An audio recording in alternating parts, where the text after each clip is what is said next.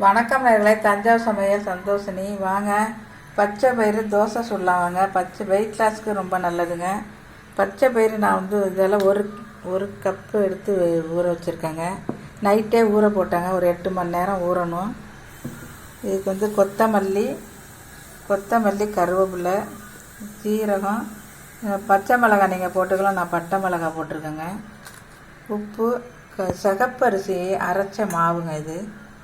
இது பச்சரிசி மாவு. நீங்கள் சிகப்பரிசி ஃபுல்லாக போட்டுக்கிறனாலும் போட்டுக்கலாம், இல்லை இந்த பச்சரிசியை கொஞ்சம் அதிகமாக போட்டுக்கனாலும் போட்டுக்கலாம். நான் 2 கலந்து போட்டிருக்கேன். இதுவும் நான் வெயிட் லாஸ்க்கு நல்லதுங்க, சிகப்பரிசி. வாங்க இப்போ இந்த பச்சை பயிரை இதெல்லாம் போட்டு இந்த பச்சை பயிரை நம்ம அரைச்சிட்டு வந்துடலாம். இப்போ நம்ம இந்த ஊற வச்ச தண்ணியை ஊற்றிக்கணுங்க. அதில் தான் சத்து இறங்கியிருக்கும். இப்போ ஊற்றிடலாம். மிக்சியில் போட்டுக்கலாம். கொத்தமல்லி போட்டுடலாம், கருவேப்பிலை, 2 மிளகாய் போட்டிருக்கேன், ஜீரகம். இப்போ நம்ம இதை அரைச்சிட்டு வந்துடலாம். உப்பு போட்டாச்சுங்க. இப்போ நம்ம சிகப்பரிசி மாவு போட்டுக்கலாம், அரிசி மாவும் போட்டுக்கலாங்க. இப்போ நல்லா கரைச்சி தோசை ஊற்றிடலாம்.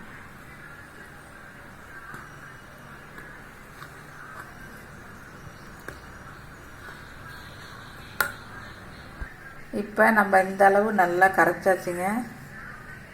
இந்த அளவுக்கு கரைச்சா போதும். இப்போ வாங்க தோசை ஊற்றிடலாம். தோசை கல் போட்டிருக்கேன்.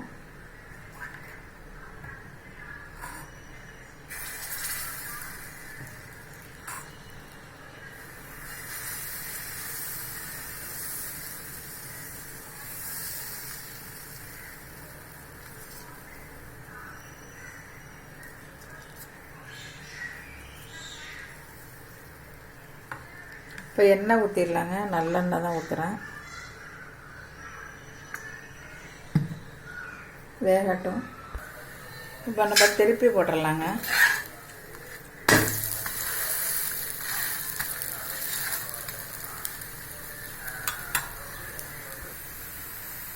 இப்போ தோசை எடுத்துடலாங்க.